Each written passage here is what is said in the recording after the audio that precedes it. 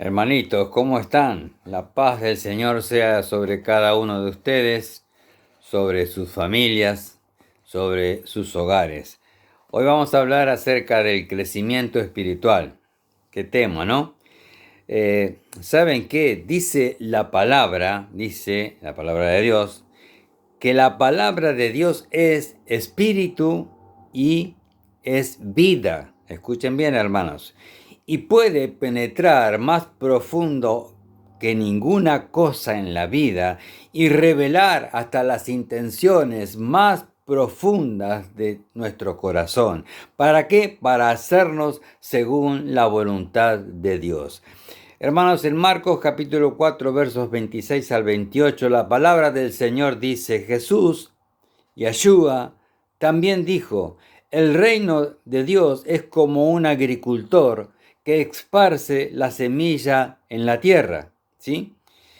Día y noche, sea que él esté dormido, el agricultor, o despierto, la semilla brota y crece, ¿no? Porque está tapada por la tierra y va creciendo y aparece una hojita y aparece la planta y aparece el fruto. Dice, pero él, el agricultor, no entiende cómo sucede esto. La tierra produce las cosechas por sí sola.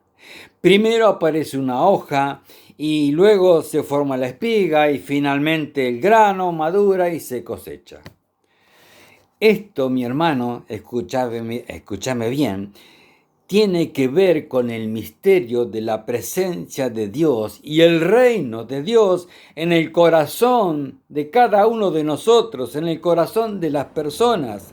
Parece mágico, pero lo que comenzó con 12 personas, un grupito muy pequeño, se transforma en una fuerza tremenda que revoluciona la historia de la humanidad.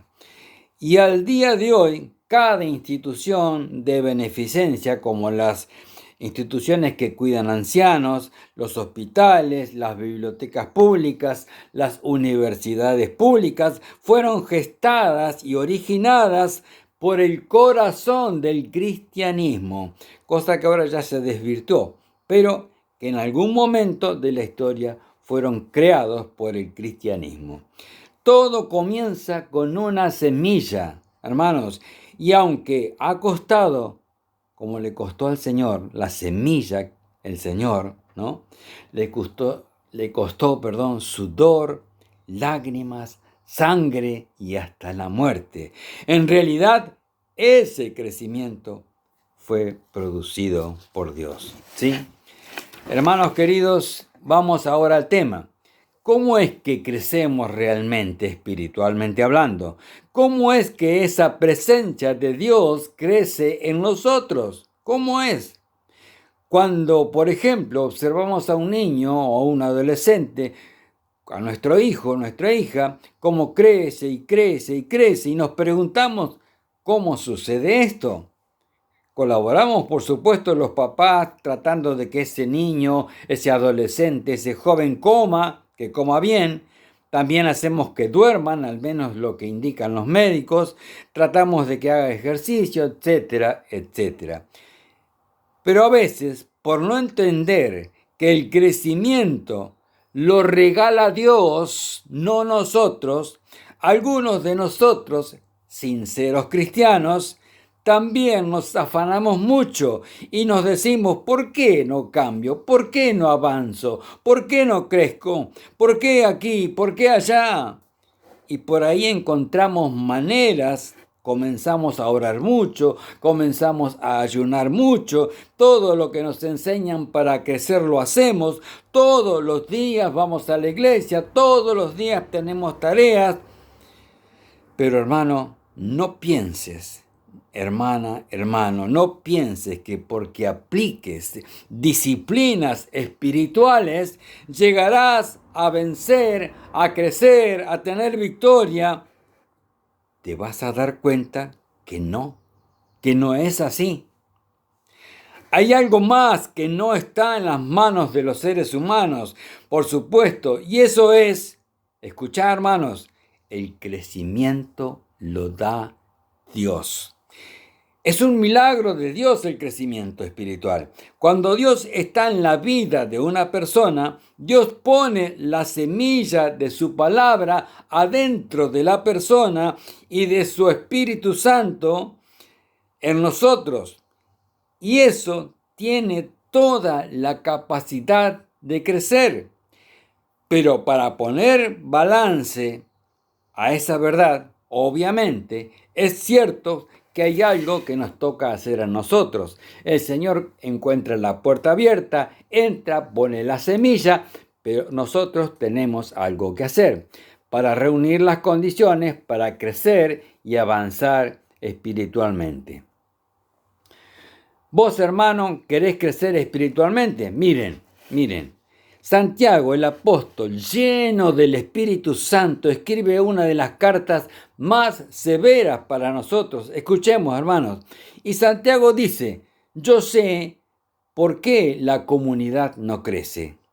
Porque en ustedes hay frustraciones, hay quienes quieren superarse a sí mismos, hay obstáculos que ustedes mismos ponen, alcanzan cosas, alcanzar cosas por ustedes mismos, anhelan, piden, pelean, luchan, hasta matan por conseguir cosas, pero no llegan a ninguna parte. Y dice Santiago 4, verso 1, ¿qué provocan las guerras y los pleitos entre ustedes?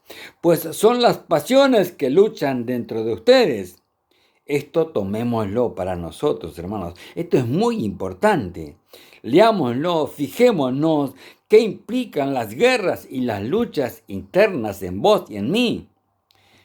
Ustedes, dice el verso 2, desean algo que no lo consiguen, entonces matan y sienten envidia porque no pueden obtener lo que quieren, dice la palabra. La envidia es cosa de hermanos. Pelean y se hacen la guerra, no tienen porque no piden. Y el verso 3 dice, y cuando piden, no reciben porque piden mal, con malas intenciones, para satisfacer sus propios placeres. Santiago dice, el meollo, o sea, lo más importante del asunto es que estás lidiando con un corazón que está partido. Hay una canción, ¿no? Corazón partido. Entre dos lealtades, claro, dice Santiago. Una es hacia vos, hacia tus deseos y tus placeres y tus antojos y tu voluntad. Y la otra, escucha bien, hermano, un deseo hacia Dios. Y cuando estas dos cosas existen en el corazón, no se puede avanzar. Obviamente, una tira para un lado, la otra para el otro. Cuando vos querés servirte a vos mismo y a la vez querés adorar a Dios, te atascás, te parás, te taponás, ¿sí? Y vean lo que dice Santiago. Santiago 4:4 dice, ustedes no aman a Dios. Es duro, Santiago. Ni lo obedecen. ¿Pero acaso no saben que hacerse amigo del mundo es volverse enemigo de Dios? Les está hablando a cristianos, hermanos. A cristianos enfermos porque alguien que está sano va creciendo y ellos no crecían, pero alguien que no crece está lidiando con una enfermedad, obviamente.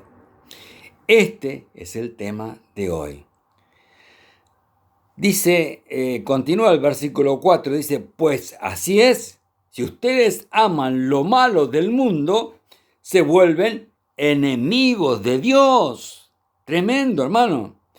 Lo que quiere decir Santiago, que hay cristianos que creen que quieren las cosas de Dios, pero además quieren otras cosas. Y esas otras cosas son cosas definidas por el mundo. Son lo que el mundo llama éxito. O sea, hay cristianos que quieren unción, que quieren la presencia de Dios, que quieren la bendición de Dios, pero también están mirando a otro lado. O sea, yo quiero esto, pero también quiero aquello. Yo quiero, Señor, poder del Espíritu Santo, pero estoy codiciando también un ministerio como el que tiene aquel fulano, y más también. Cristianos que definen sus vidas por amor al mundo. ¿Y qué es el amor al mundo? Años batallando, por ejemplo, que las mujeres no se pongan pantalones, que las mujeres no se pinten el pelo, que las mujeres no se quiten los aretes, que las mujeres salgan con la cara lavada, porque eso es cristianismo. Y eso, lo otro, o sea, ir con faldas cortas y con cabellos pintados, eso es el mundo que se mete en la iglesia. Otros dicen, no, hay que llenar de luces el templo, tenemos que estar llenos de luces. Otros dicen, no, es la música, que hay que cambiar esa música, que hay que poner el rock a todo volumen. El mundo se metió en la iglesia, dice todos. Pero ¿saben qué dice Santiago? ¿Saben qué dice Santiago? El mundo no se mete en la iglesia por cosas así. Es el mundo que está metido en el corazón de cada uno de ustedes, hermanitos queridos, cuando no se rinden a Dios. Y ese corazón está partido al medio, corazón partido. Juan incluso en una de sus cartas dice, ¿qué es el amar al mundo? En primera de Juan capítulo 2, verso 15 dice, no amen a este mundo, ni las cosas que les ofrece, porque cuando aman al mundo no tienen el amor del Padre en ustedes. Es tremendo, hermanos. Pues el mundo solo ofrece un intenso deseo por el placer físico, dice la palabra, un deseo insaciable por todo lo que vemos y el orgullo de nuestros logros y posesiones. Nada de eso proviene del Padre, todo eso proviene del mundo. Cosas que definen al mundo y deseos de gratificación, de sensualidad, el deseo de satisfacer mis apetitos carnales y personales, el deseo de conseguir placer a toda costa, eso es el mundo. Deseos insaciables por cosas. Tenemos, pero queremos tener más. Tengo 3 pares de zapatos, quiero tener 5. ¿Qué te mueve a querer ser más popular que las redes? Queremos el éxito en términos del mundo. Tengo dentro de mí un amor ajeno conviviendo con el amor de Dios. Y Juan sigue, nos dice bien clarito, no se puede, hermanos queridos, uno solo puede vivir con una mujer a la vez. Eso es de sabios amar a un solo hombre o a una sola mujer. Es de sabios no querer llenarse de muchos deseos. Es de sabios estar contentos y agradecidos donde estás y cómo estás.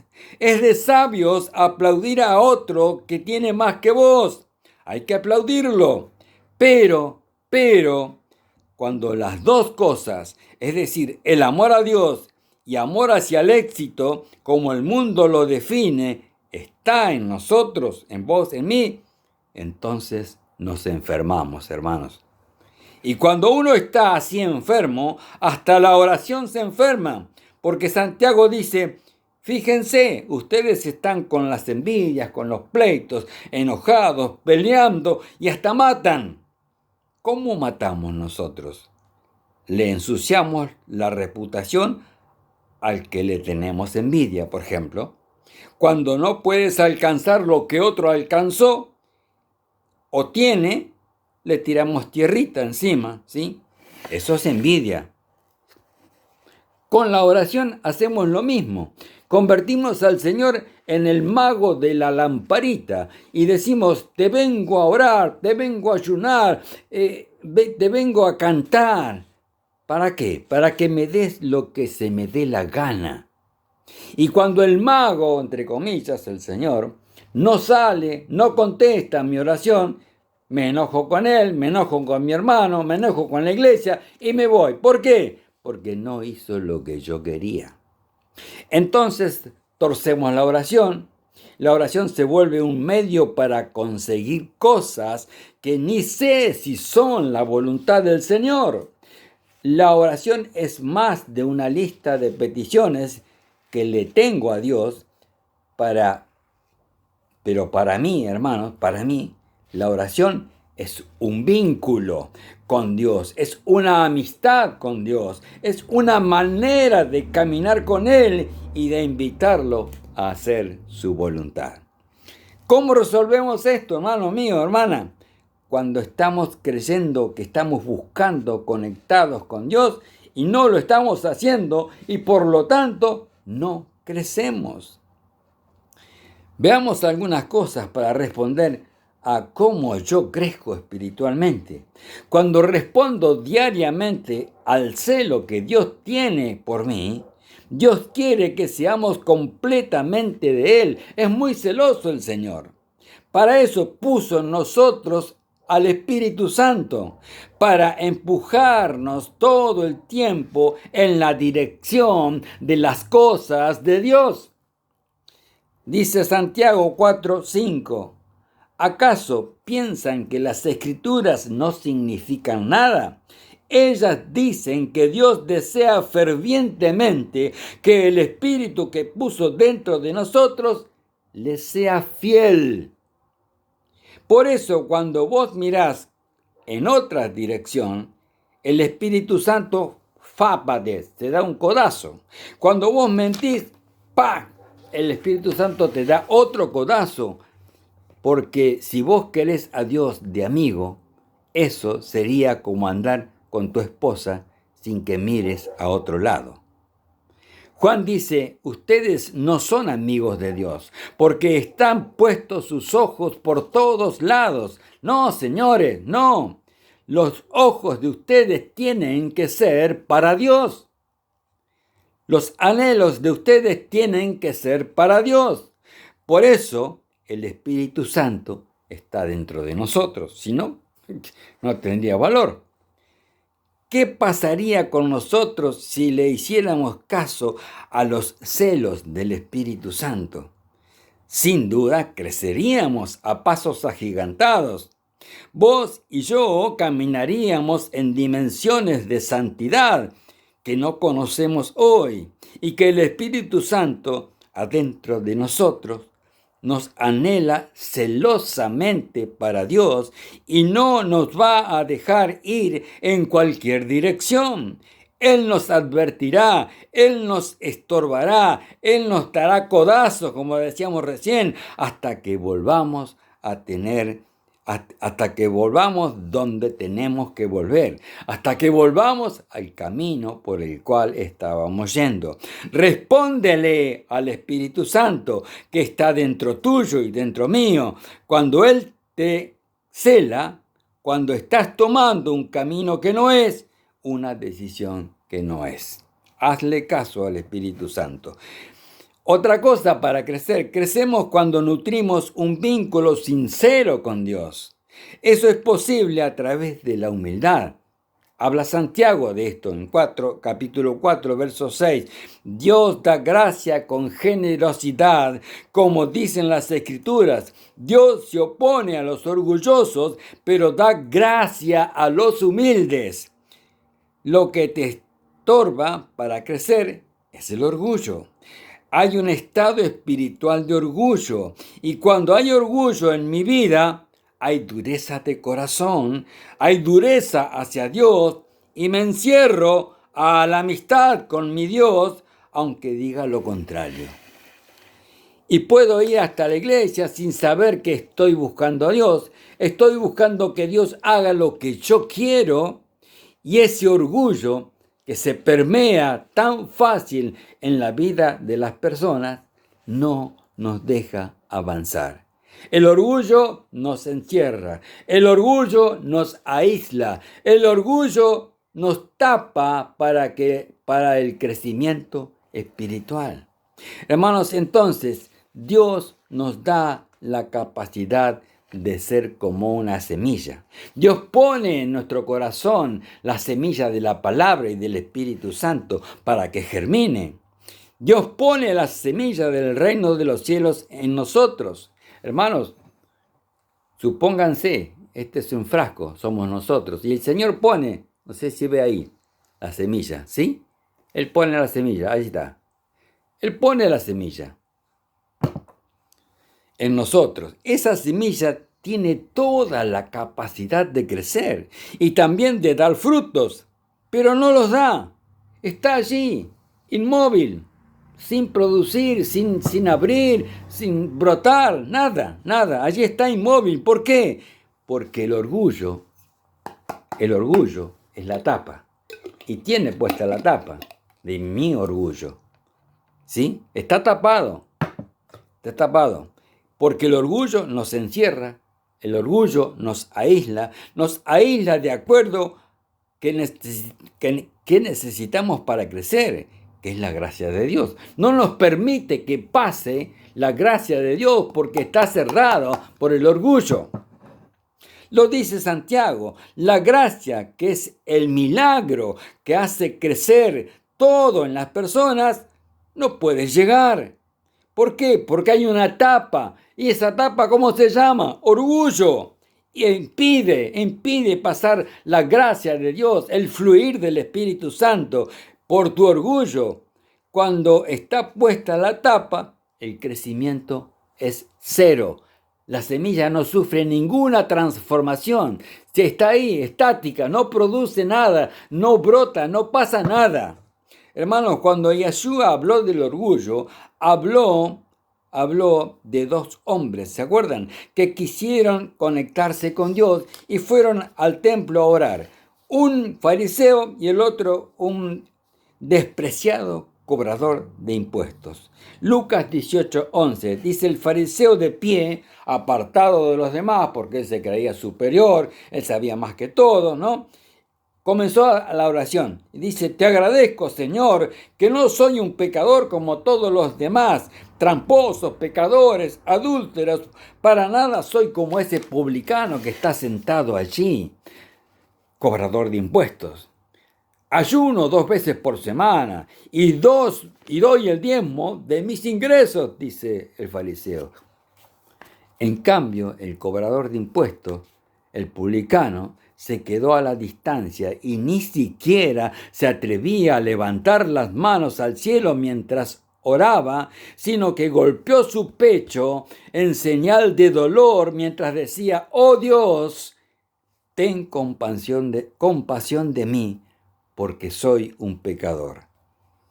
Verso 4, les digo, hermanos, que fue ese pecador y no el fariseo quien regresó a su casa justificado delante de Dios, pues los que se exaltan a sí mismos serán humillados, y los que se humillan serán exaltados, dice la palabra del Señor.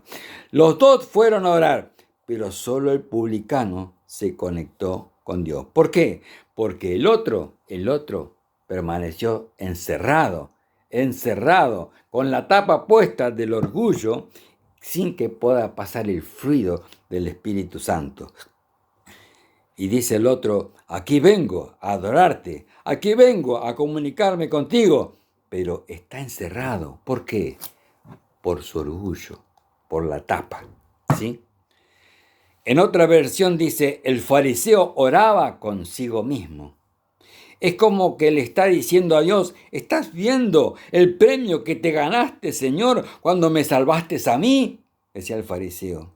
Su espiritualidad era un acumular puntos con Dios, haciendo lo que él dice le gusta a Dios.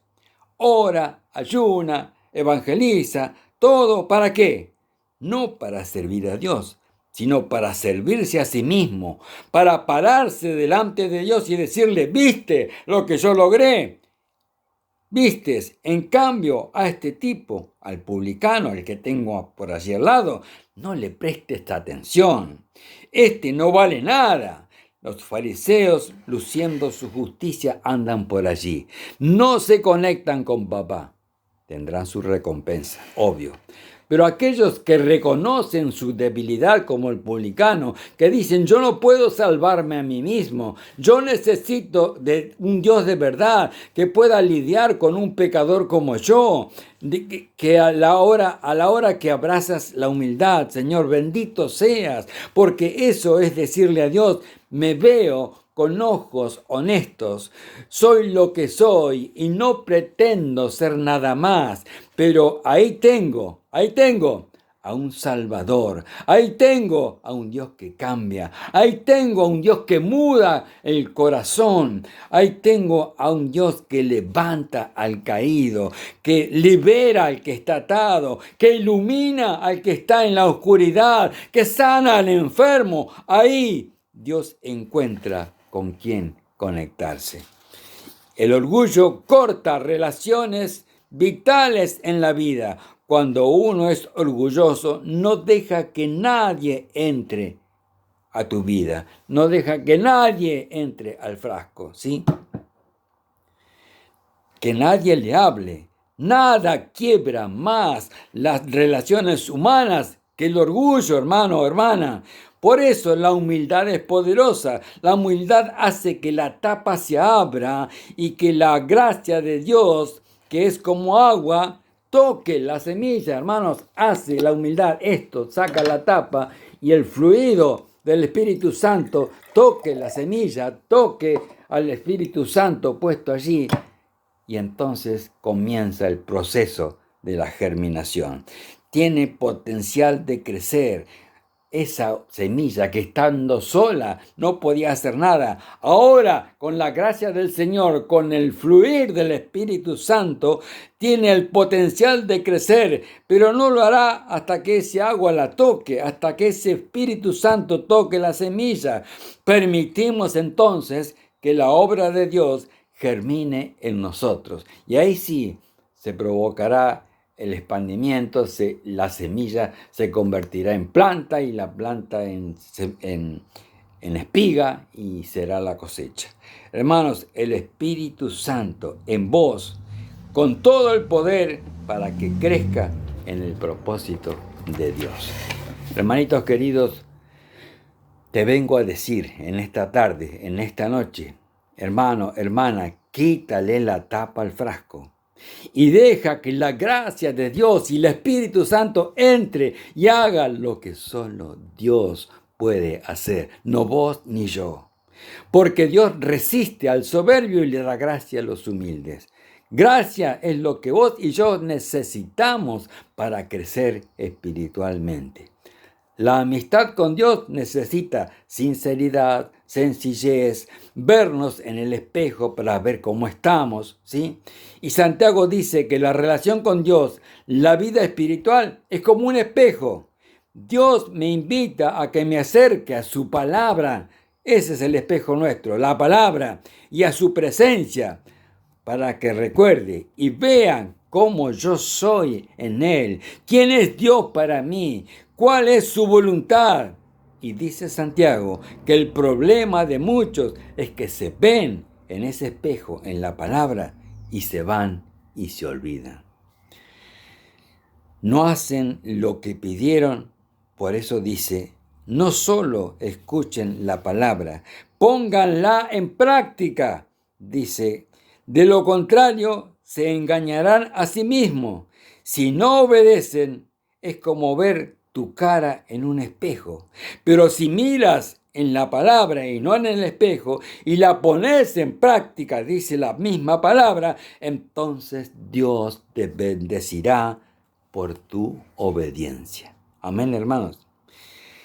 El sacar la tapa es el arrepentimiento, ¿sí? Sacas la tapa del orgullo, viene el arrepentimiento. Acércate a Dios y Él se acercará a vos. Dice Santiago 4:8, acercaos a Dios y Él se acercará a vosotros. Pecadores, limpiad las manos, y vosotros, los que son de doble ánimo, purificad vuestros corazones, que no estén partidos. Los que están entre dos amores, decidan a quién quieren amar, al mundo o a Dios.